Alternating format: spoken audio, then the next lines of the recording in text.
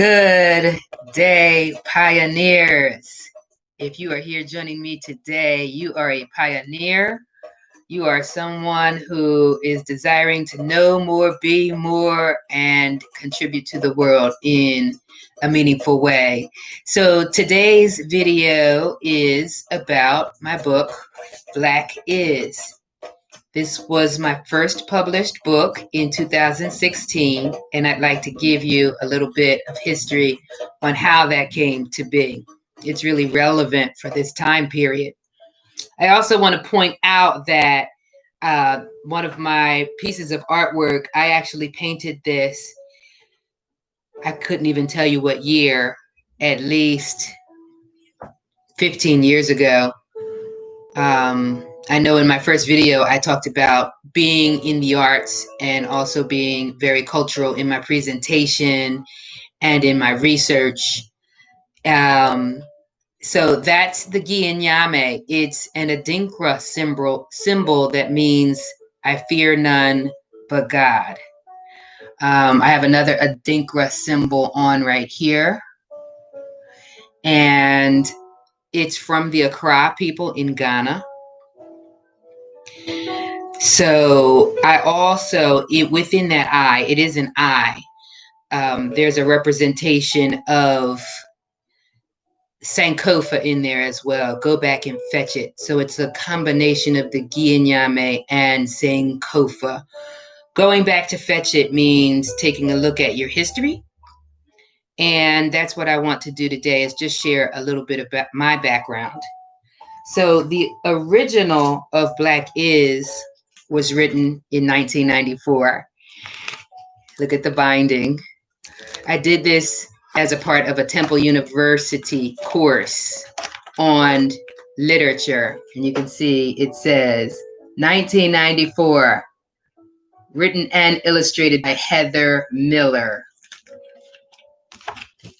So my original copy was all cut and paste, cut and tape actually. So you see the word bold, and then that was my picture for bold. So forth and so on. In this book that I had published 23 years later, the first word again is bold, and this is my picture for bold. And there's a reason why I chose this. Again, the course was children's literature, and we were asked to write a book that we thought hadn't been done. We were looking at all the Caldecott winners and the Newbery winners of that time period and the reasons why those books were relevant. And my thought was, children need to know their history. They need to know their heritage, and they need to feel good about who they are. And I wanted to start that process with my particular race. I grew up not feeling good about who I was a lot of times. Now, granted, I was raised in a very loving family that took very good care of me, and I'm thankful for that. And that is a part of my story. But another part of my story is my parents at the age of 8 doing something that they thought was very useful and helpful. And in a lot of ways it has been, and that was moving from the city of Philadelphia in an urban setting to a borough right outside of Philadelphia, where I was one of 4 Black children in an all-white suburb. And I know I spent a lot of time feeling unworthy and wishing that I could be white. I know that's shocking to some, and if you were raised in a family where you were taught from day one to love and respect who you are and love your culture and love your background, that's phenomenal. Again, I said on my first video, feel free to disagree with me. My story is my story. It's okay to disagree. It's okay to have a different story.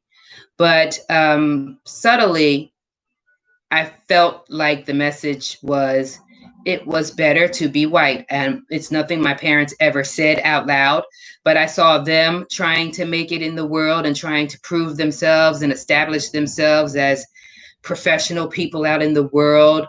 And I was doing the same, just trying to stay above water in an all white world. It wasn't until I got to Temple University that I had my first course in Black history, and I realized that there was more to know than just Martin Luther King and Rosa Parks. Again, my truth. But I was shocked, I was floored, and I didn't want other children, other Black children, to have that experience. So Black is my contribution to what I know now. It's not just Black children, but all children, because having taught children of other races and knowing how they view Black culture, it's important for them to know as well that Black is beautiful. Ultimately, all races are beautiful. All people are beautiful. We have important parts of our history from every group of people on the planet. But we also know that Blacks have been marginalized, disenfranchised, oppressed in ways that I will talk about in subsequent videos. And it's terribly important that children understand, and adults as well, that we need to erase and eradicate some of the images that have been created in the past and create new images and new stories. So this is not only a picture book, it's also a vocabulary book, because on each page there's a new word. I told you bold, but soon young children will discover the pattern present in the book. And for each of the letters present here, they will learn a new word and talk about synonyms for the word and other ways to describe the picture on the page. So it's a vocabulary book for all, while also showing positive images of Black people. So thank you for joining me today. That will end our video for today. Please click subscribe with friends. And you can always reach me at www.drheatherltownsend.com. Go forth and be great.